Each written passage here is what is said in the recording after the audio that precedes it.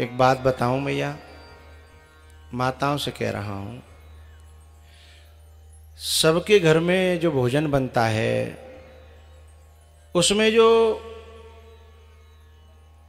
इसी जमीन से पैदा होते हैं सब सामान, कुछ घर के होते हैं, कुछ बाजार से लाए जाते हैं, सबके घर में ऐसा ही होता है। लेकिन पता है इन माताओं की जो बनाने की जो विधि है, जो तरीका है, उसमें स्वाद चेंज हो जाता है।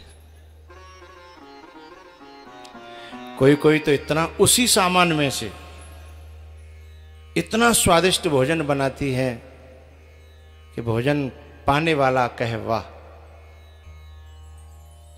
और कोई कोई उसी में से ऐसा भोजन बनाती है कि भोजन करने वाला कहता है आह, है वाह और आह, इन दोनों में अंतर है। कोई कोई इतना ऐसा भोजन बनाती है कि भोजन करने वाला करते समय भी उसको नानी याद आ जाए, और करने के बाद पेट में पहुंचे तो वहां आग बड़ा जला दे, और दूसरे दिन सुबह सुबह तो भगवान ही मान ले गया। आजा समझदार बहुत हो, मेरे भाव और मेरे इशारों को भी आप समझते हो।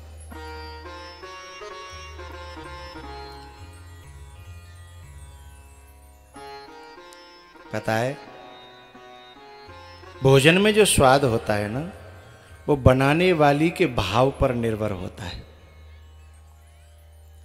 अपने यहाँ सत्यनारायण की कथा होती है ना, तो सत्यनारायण की कथा में जो पंजीरी होती है, पंजीरी और जो चरणामृत, उसका स्वाद कोई माई का लाल कभी हलवाई नहीं बना सकता।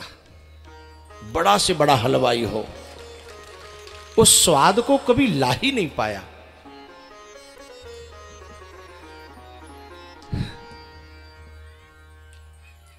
वो स्वाद कहां से आया? वो स्वाद उस भाव से पैदा हुआ, क्योंकि उस दिन जो भी काम हो रहा है वो सत्यनारायण के लिए हो रहा है। पूरे घर में ये भाव है सत्यनारायण के लिए। और जब उस पंजीरी को जब लोग पाते हैं तो उंगली चाटते हैं,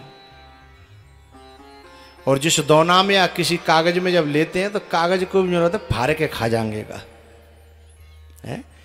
उस पंजीरी का जो स्वाद है, क्योंकि उसमें वस्तुओं का स्वाद नहीं, उसमें भाव का स्वाद है। उस भाव के स्वाद को वस्तुओं से कैसे लाओगे?